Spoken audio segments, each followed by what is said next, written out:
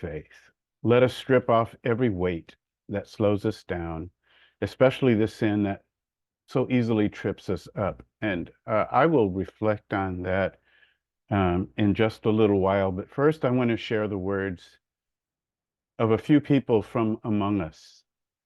And I hope that you will experience their witness to their mothers' lives when their mothers were among us. I hope you will witness them as healers.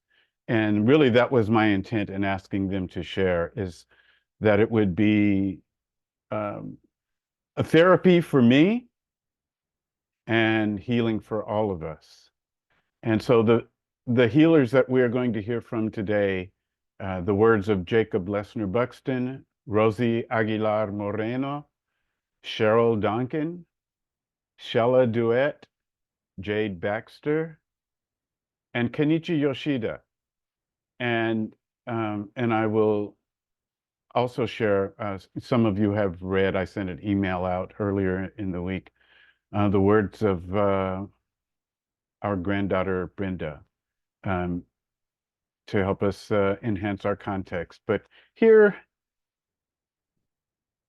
are the words of our own Jacob. Judith Lesner was an advocate for the rights of people with disabilities throughout her life. From working at Camp Jened in college to being outside the Section 504 sit-ins in 1977.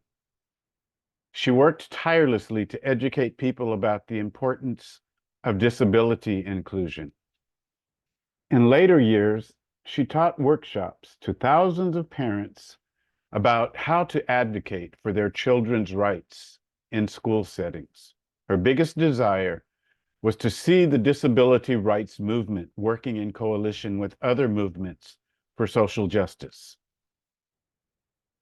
Where are the people with disabilities? She would often ask while attending an anti-war or women's rights protest in the Bay Area. She has emailed countless lefty activists to ask them why they didn't mention disability in their book or speech at a rally.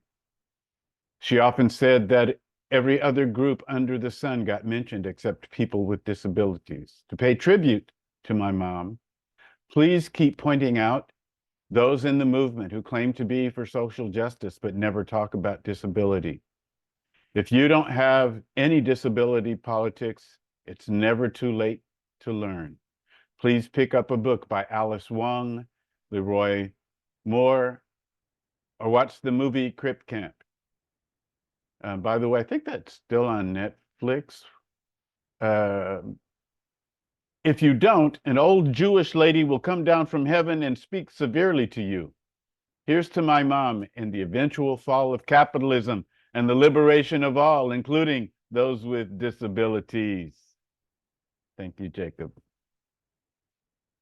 Yeah, give Jacob an applause, everybody. Come on. Rosie Aguilar Moreno. Mi madre, Maria Luisa Camacho Aguilar. What I remember most vivid about mi ama is her exemplary love of God. Ama was a strong prayer warrior and literally prayed about everything.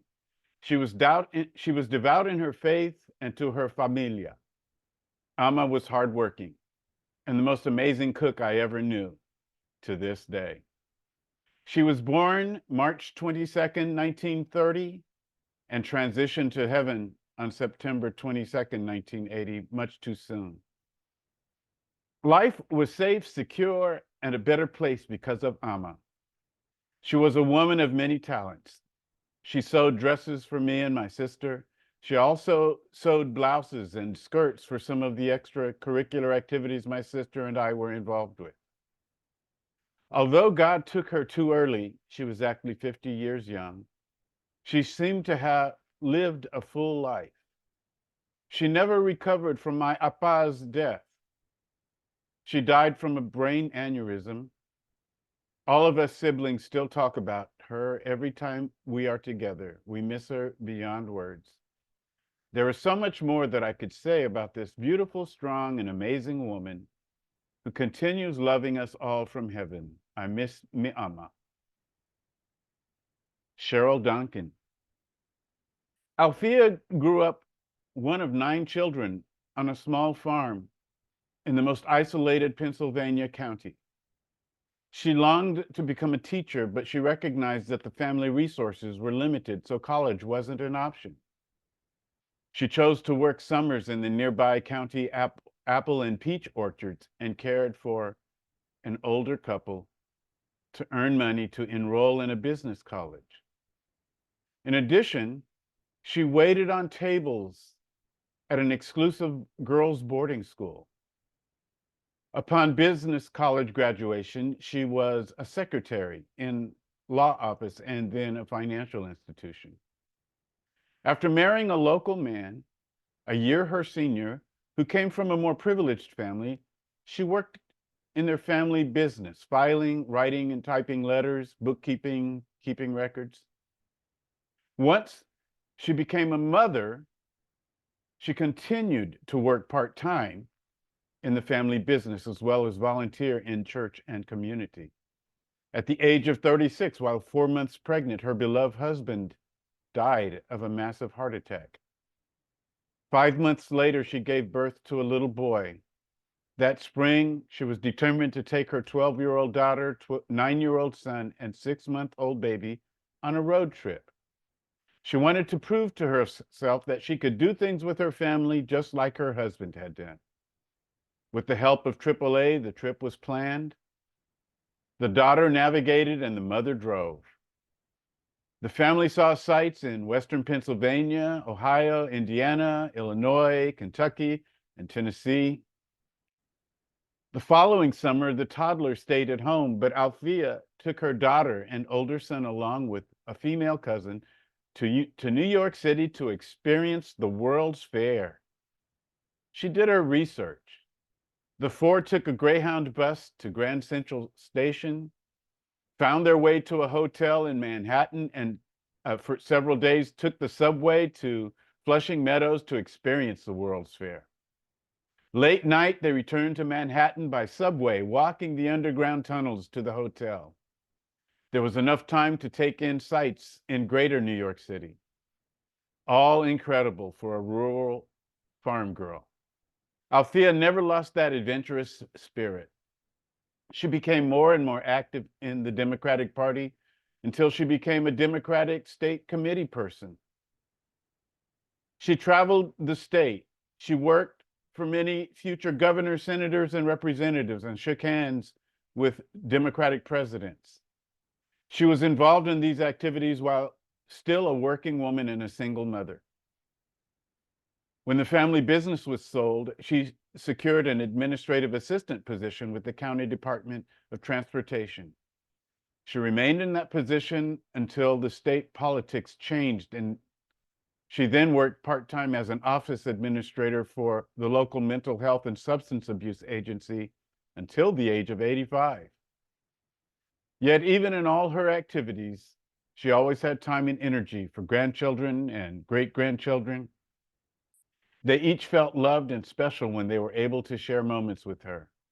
Althea was a hardworking, open-minded, intelligent, competent, creative, resourceful, strong, courageous, loving woman with a very was a very multifaceted female. All right, give it up for Cheryl's mom. Shella Duet.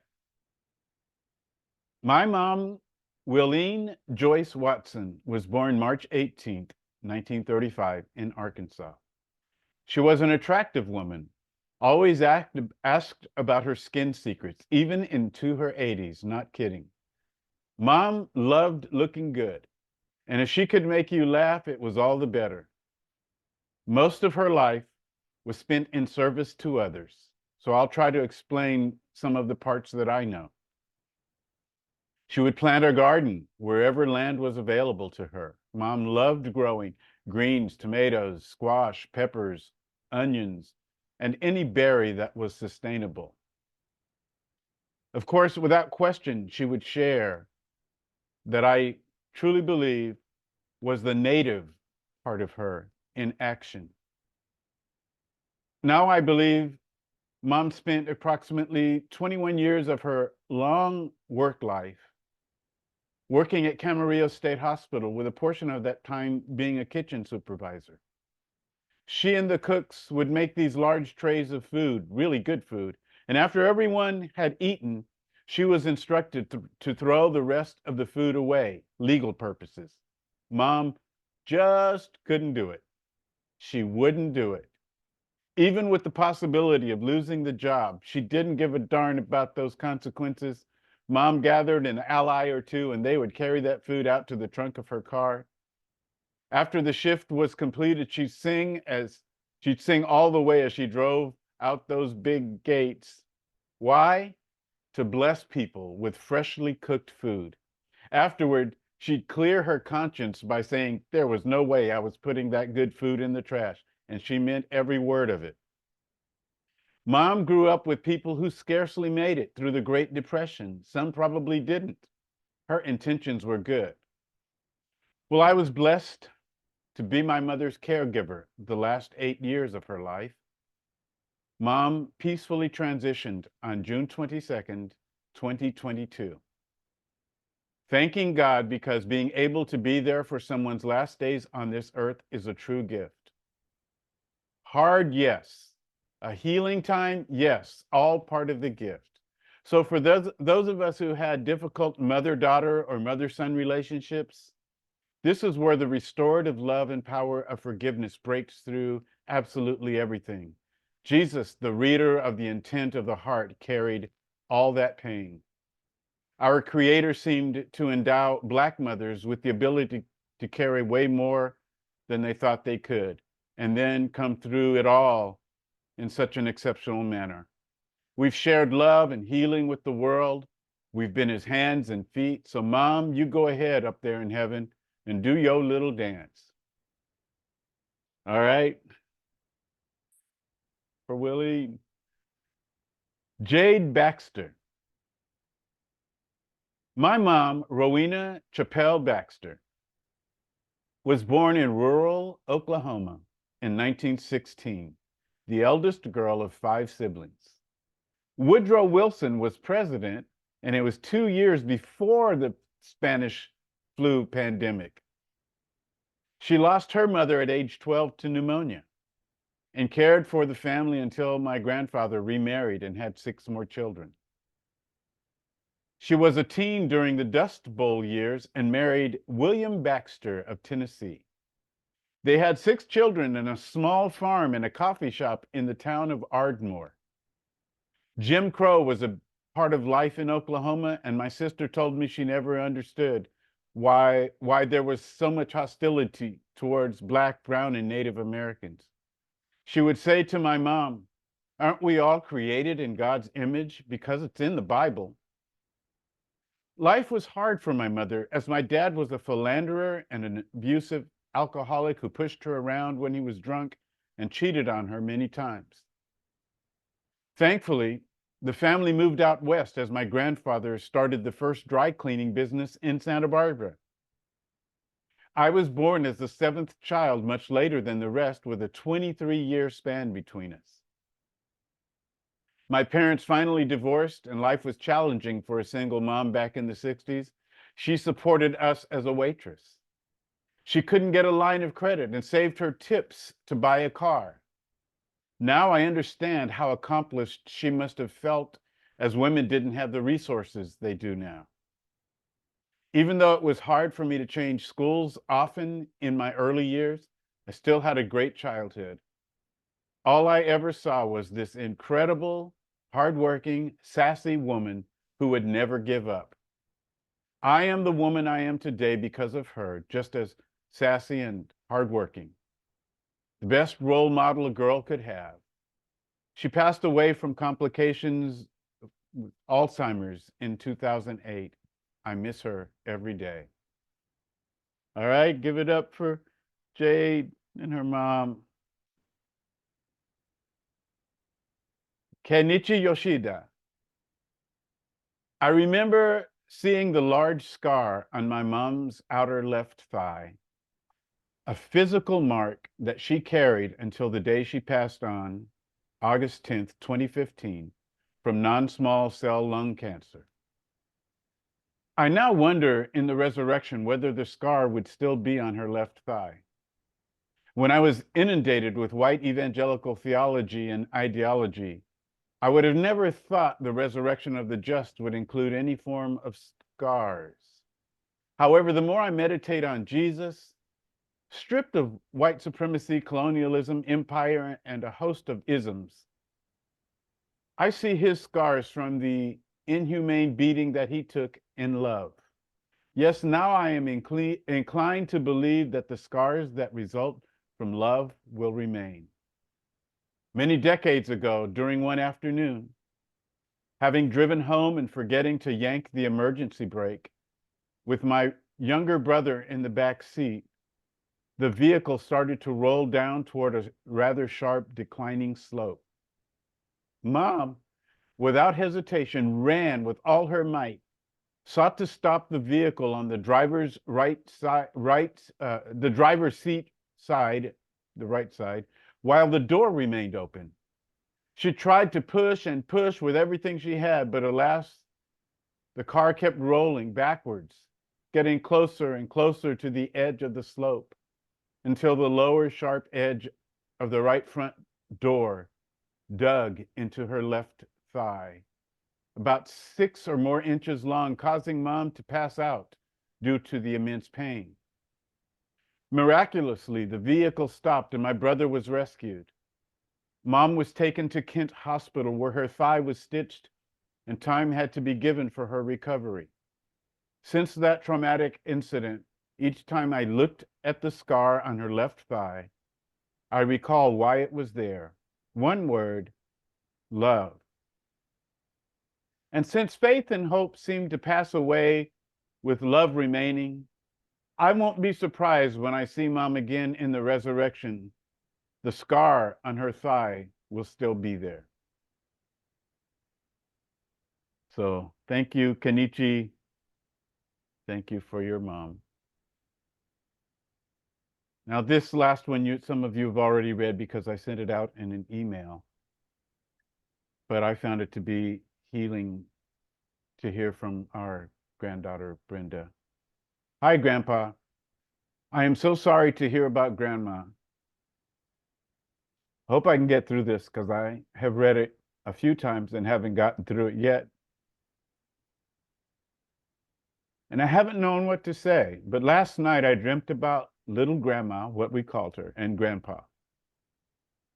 I was walking down our steps and I saw Grandma first, just sitting there, smiling, just like I remember her. No sickness, no pain, just happy. I instantly just melted into her arms, and she was telling me she's okay and making jokes, laughing along.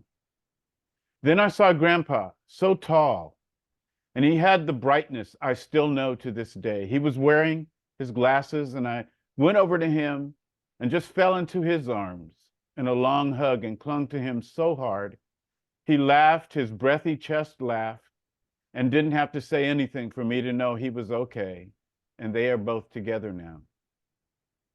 I woke up sobbing and breathless, devastated that I'll have to live without all 4 great-grandparents on this earth, but find comfort in my memories with them and the fact that my grandma and grandpa are reunited and taking care of each other again. I was talking to Junior, Junior is the father, well, we'll get to it. That's her fiance. I was talking to Junior about how truly blessed I feel that I got to know and spend time with all 3 great-grandparents when I was younger, because it's a privilege not many people have.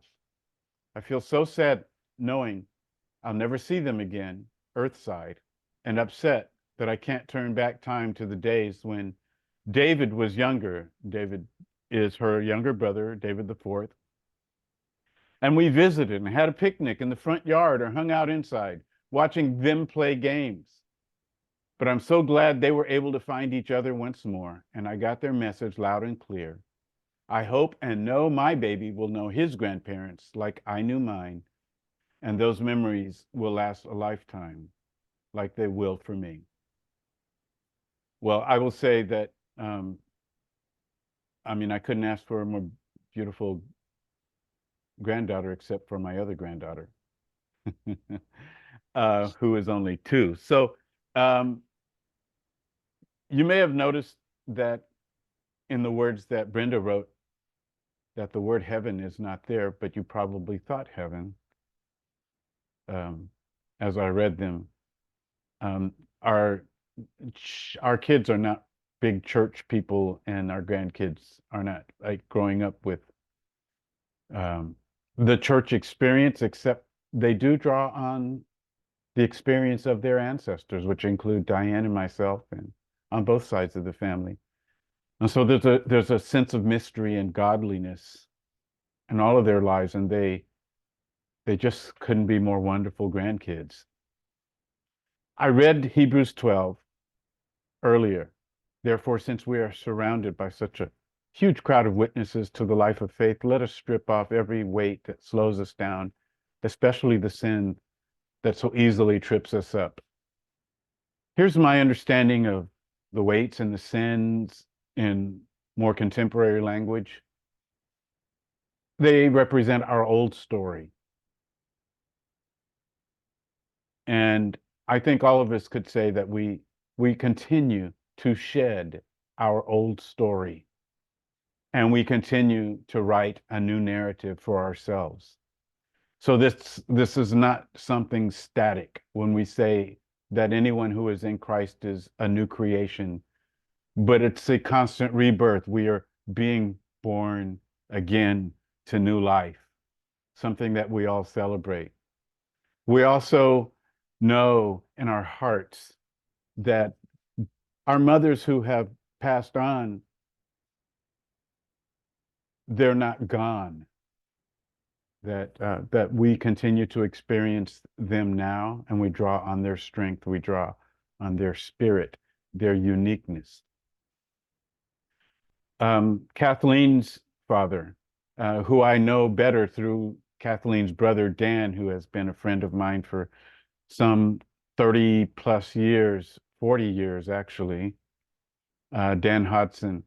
We were together a few days ago, and we talked about the passing of Dan and Kathleen's father some years ago. Dan really, for most of their life, was at odds with his dad. He did not experience his dad in a very positive, healthy way. But towards the end of life, he grew closer to his kids and his grandkids, and to Dan. And along with all of the conflict, Dan feels like when his dad passed on, it was a moment of celebration, not out of spite or anything like that, but because his dad could enter into the fullness of who he was, not having been weighted down with all the things that confined him and misshaped him. I think we can say that for all of our mothers, that no matter what we experienced of them that was not joyful and positive, and whatever of them did not instill confidence in us, that we can rejoice that our mothers can experience who they really are, their full humanity. So before we stop, let's hear from Lisa. Well, thank you all so much for sharing about your moms. I took the liberty of making a few notes, so I'm just gonna review what I learned about each of you and about your moms today. Jacob, your mom was an advocate for whoever needed an advocate, a voice for whoever needed a voice that was not being heard. She let everyone be heard. And what a great gift, you know. She was a tireless worker. She was persistent. She persevered. She persevered through the end. And the Bible talks about her perseverance and her running the race. Proverbs 39. A teacher of decency. She taught, she loved to teach. She enabled you if you were disabled. And I think not just the normal disabled that we understand, but I believe from what I understand from you, she enabled anyone who was disabled in a way. Mhm. Social justice must include the disabled. And Mhm. I'm reflecting on one of the podcasts where it said the whole idea of inclusion and social justice and what that means. And so thank you, Jacob. Thank you for you. I'm grateful that you're here, and I'm grateful for your mom making that a possibility for us to be friends. So I rejoice in your mom. Praise God. Yeah. Rosie, the love of God, hardworking, amazing cook, seamstress. Your mom and my mom would have rocked it because No. I was like listening to you. I'm like, oh my God, she's talking about my mom. Oh, Safe and sweet. secure. Yes, safe and secure, beautiful, strong, and amazing. I just had a moment of just, I'm so grateful for you. And I just all the more am reassured of how much we bless are sisters. And Yeah. I'm so grateful for your mom, and I'm so grateful for you. So Thank you, happy Lisa. Mother's God Day bless. to you, beautiful. Thank Cheryl, you. oh, of course. Cheryl, God, your mom, she reminded me of things like when my mom was little. Her mom died when she was 7, and her dad died when she was 11. So she was basically an orphan. Wow. Older sister ended up taking care of, but she had to, she was this Yeah. incredible baseball player, softball player. And she won a spot. She was a catcher. So she won the spot on the city team. Wow. But because she had to work through high school, she actually had to do a job as well as go to high school. She couldn't go to their state finals. So I thought of her when you talked about your mom not having those resources to go to college initially, but she did it anyway. Mm, So her resourcefulness, I love that she was so praise resourceful. God. I love that she, as a single mom, as a widower, said, we're going on a family trip. And I'm like, good for you. It's like, we're going to have this. We're going to do this. We're going to do life together. And God, that was great. I love that this farm girl was an explorer and strong and courageous, that she wasn't so much an adventurer that she couldn't take care of her elderly people, that she couldn't um, care in an orchard and help people harvest food. And just God bless you, and God bless your family, Cheryl. And thank Mhm. you for your mom. And Shella, my beautiful Shella sister, beautiful. And she would make you laugh. And I'm like, yeah, she and I would have had fun. I'm so sorry that she and I didn't get it sometime, because that is like one of the greatest gifts and one of the most loving things you can ever do for somebody is to make them laugh. And so for your mom to do that and to be that, um, and just grow things wherever she found it. She found a patch of wherever she was, she would help life happen. And I think that's a beautiful thing. It's like, what an amazing gift to wherever you go, start a garden, because that is life and that is breath. And that's how you get oxygen from plants. And so her very life was giving life and sharing with others. And I thought that was just beautiful to me, that she wasn't wasteful. I love that she snuck the food out and gave it away rather than threw it away. And that is a very mom thing to me too. It's like, don't waste it. So I love that. So thank you so much for sharing a little bit of your mom. And thank you so much for sharing your friendship. And I'm so grateful for your mom. And I'm so grateful for you. So just so you know, that happy Mother's Day. Um, Jade, God, my dad was from Oklahoma, so I totally get the Oklahoma start. And then just that she had such a hard, she had so many things she had to survive, and you still, for her to have you be the beautiful, sassy girl that you are, that she was able to do that out of such hardships and such trials. Um, thank you. Thank you for just being a glorious living testimony for your mom, because you honor us by being here. And so thank you, Jade. And thank you, Mom. God love her for dealing with all the things she dealt with, and for surviving, and not just surviving, but thriving and sharing you with us. So happy Mother's Day, sweetie. Kanishi, oh my God. Your mom, the fact that she stood in the way of harm for not just her son, but probably for a lot of other people, I feel, from what you've talked about her with. And I just, that's the ultimate of love. And Jesus gave that example to us as standing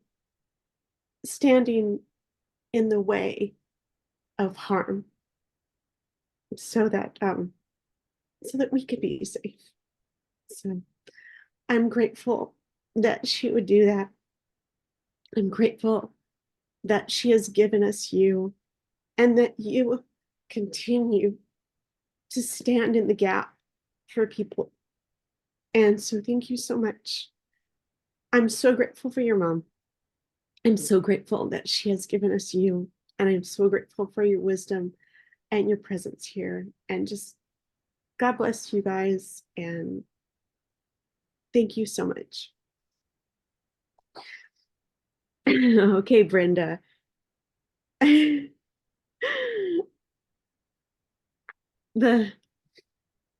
Brenda were here anyway, the dream. So I think, I guess for Pastor Moore, here,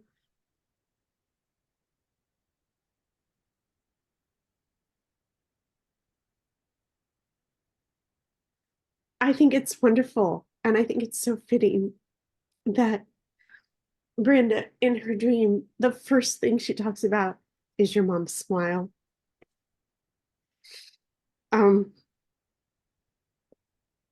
I thought of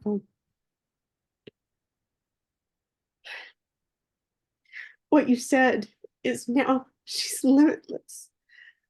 Now she's limitless. And all the beauty, and all the love, and all the joy, and all the making jokes, and making sure you know that she's good and that she's okay.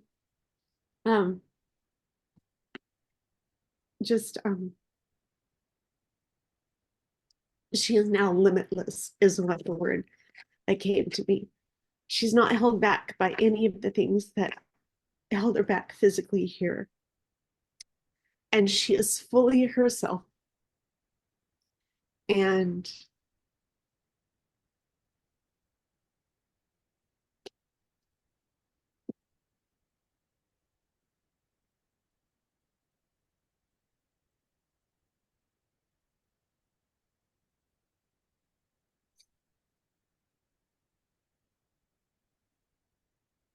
and I thought of you guys this week, and I thought, you know, they were both orphans. And I thought of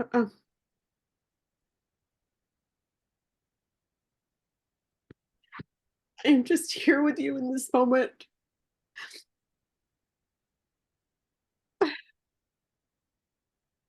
And I'm so grateful for her. I'm so grateful for you. And I want this Mother's Day to be just beautiful.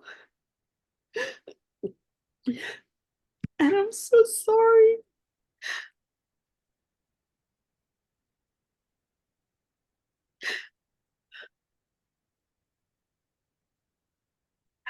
Yes, it always hurts.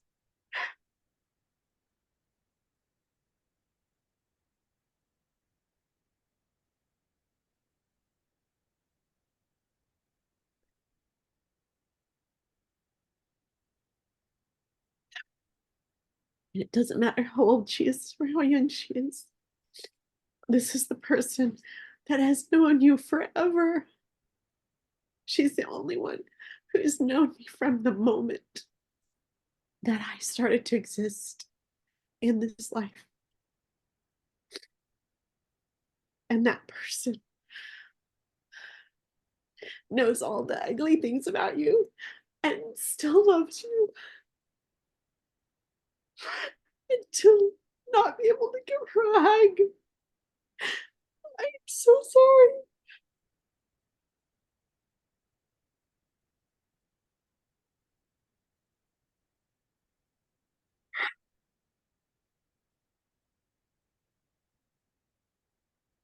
So I just wanted to share this moment with you and let you know that I'm with you at this moment, as we all are. And thank you so much for sharing your mom with us. And thank you so much. I'm so grateful for your mom for sharing you and all your family with us. And just thank you. And I just want this to be a day that honors her. So Can we all thank Lisa for that beautiful, beautiful moment that she shared with us? Yeah. Before Roy leads us in communion, let me just invite you to a brief moment of silence, recognizing all of the mothers that art in heaven, including Diane's mother. There are others among us who, didn't get to share their stories this time, but let's just share this moment.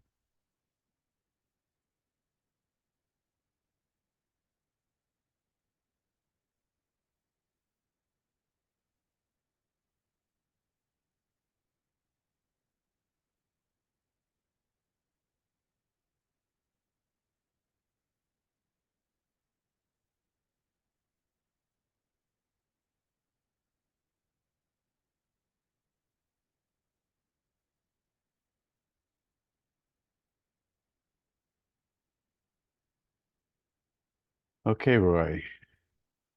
Yes. Thank you. Um,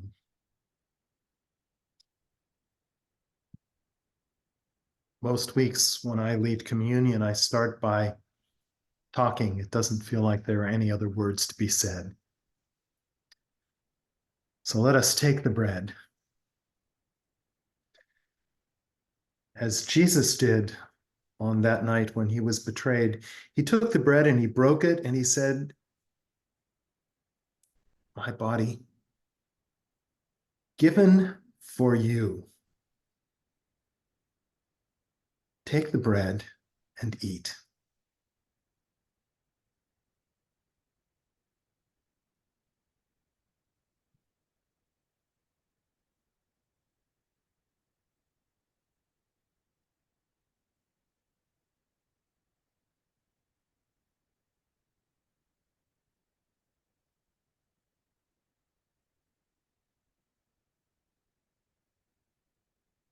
After supper, he took the cup. He said, "This cup is my blood poured out for you. Take the cup and drink."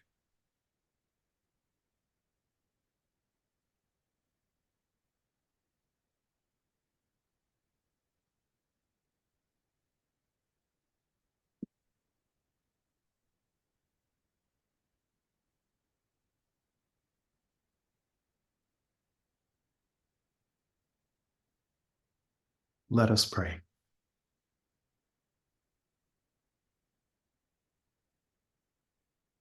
We thank you, our God, for broken bread, for poured out cup.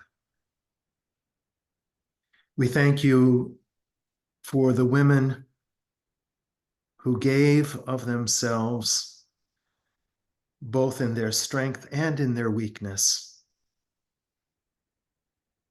and who poured out their lives for us. Let us learn their lessons.